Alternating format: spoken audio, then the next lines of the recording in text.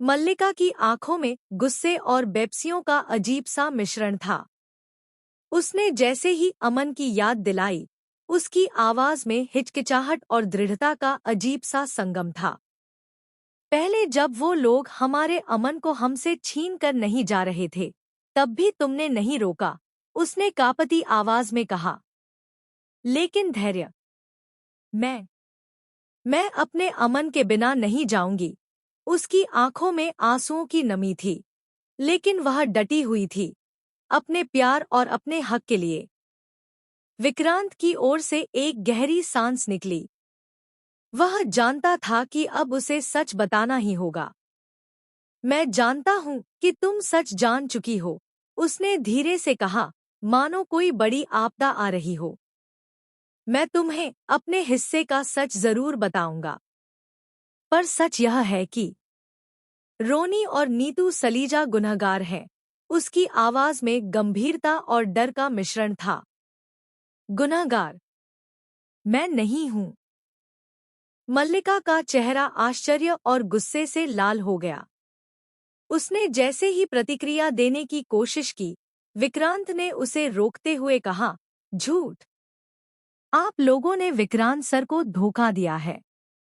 आपने और आपकी मॉम ने मिलकर।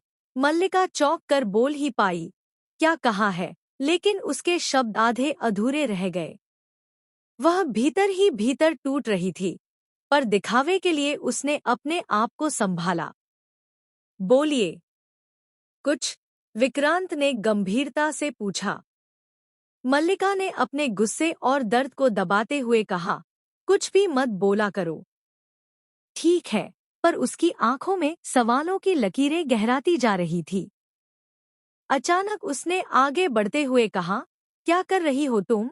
उसकी आवाज में तीर की तरह तीखी धमक थी, लेकिन भीतर से वह खुद भी हिल रही थी। मल्लिका ने ठंडी और कटु आवाज में कहा, मेरी माँ की बेइज्जती आप नहीं कर सकते। पर विक्रांत ने बिना झिझक के जवाब दिया, बेवजह गुस्सा पहली बार तो होना बंद करो तुम। ये रिश्ता है, ऐसे ही चलता है। मल्लिका को यह सुनकर और गुस्सा आया। नहीं, ऐसे नहीं चलता, उसने चिल्लाकर कहा। और आपको क्या लगता है कि आज आपकी माँ ने मुझे मेहंदी लगा दी तो मैं पुरानी सारी बातें भूल जाऊंगी? विक्रांत का चेहरा गंभीर था, उसकी आंखों में दर्द और झूठ की गूंज दोनों झलक रहे थे।